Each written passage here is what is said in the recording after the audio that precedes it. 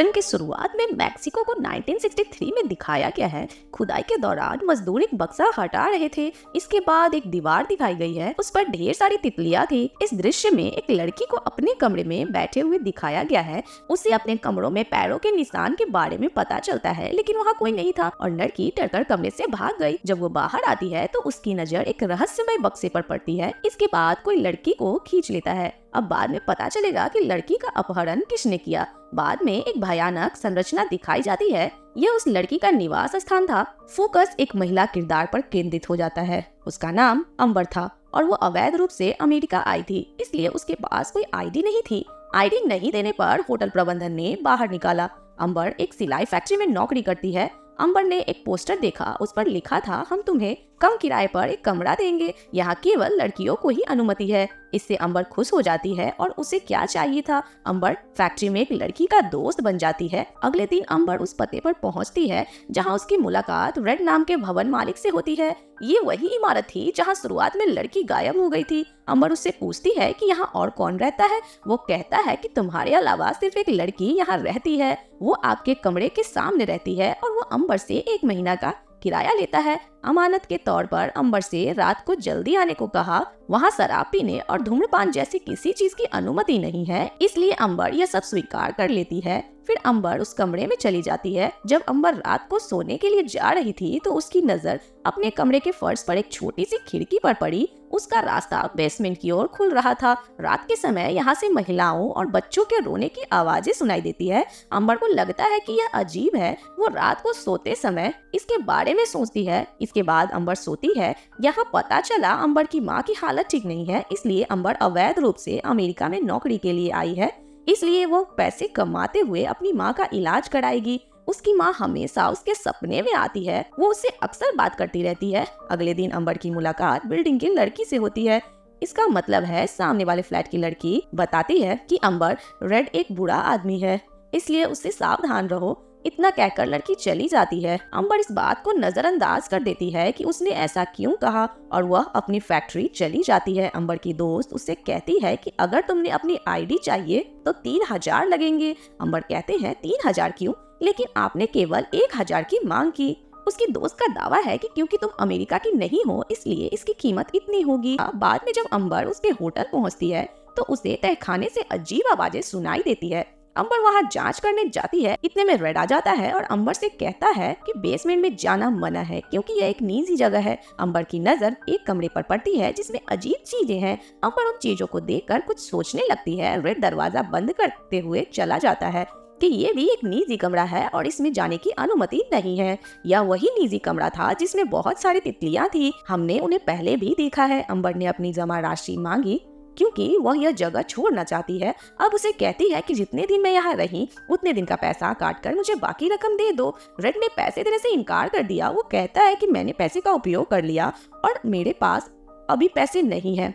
अंबर कमरे में जाकर पैसे गिनता है जो उसके पास थे। वो देखती है कि उसके पास पैसे कम है क्योंकि उसे अपनी आईडी बनानी है। अंबर उस लड़की के कमरे में जाता है जिस लड़की ने कहा था कि रेड एक बुरा आदमी है। वहाँ जाकर अंबर को वहाँ एक लड़की का भूत दिखाई देता है।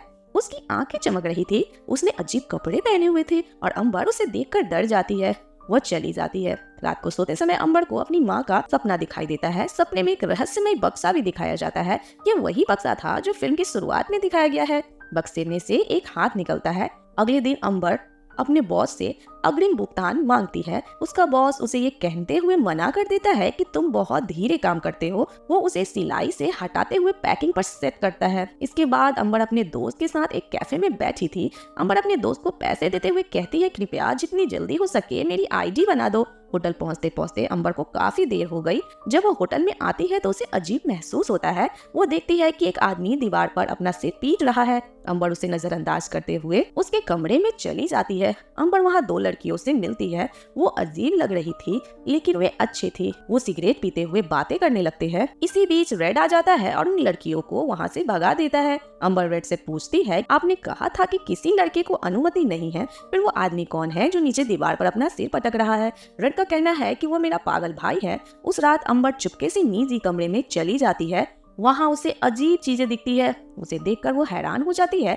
जैसे किसी को प्रताड़ित करने, किसी को खत्म करने के तरीके थे। वहाँ भूत प्रेत और काले जादू से जुड़ी चीजें थी।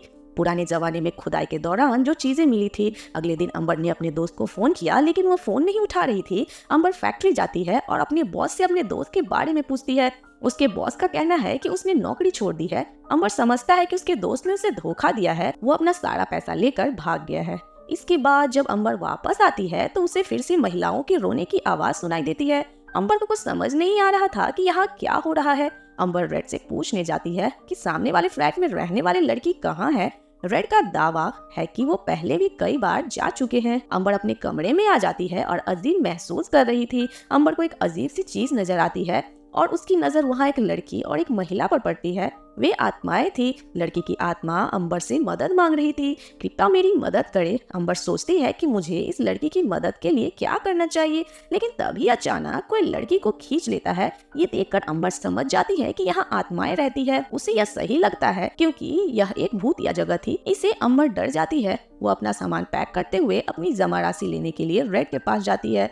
वो रेड से नहीं मिलती, लेकिन वो उसके पागल भाई से जरूर मिलती है। वो अंबर से कहता है रेड यहाँ नहीं है। अंबर अपना सारा सामान लेकर दूसरे होटल में चली जाती है। उसके पास पैसे नहीं है, इसलिए उसे कोई कमरा नहीं मिलता। इसके बाद अंबर ने रेड को फोन किया और कहा प्लीज मेरे पैसे दे दो, मुझे पैसे की जरूरत है। अंबर एक कैफे में थी और रेड भी वहाँ पहुँच जाता है। वो अंबर को एक छोटी रकम देता है और वो कहता है कि मैं तुम्हें बाकी रकम होटल में दे दूंगा।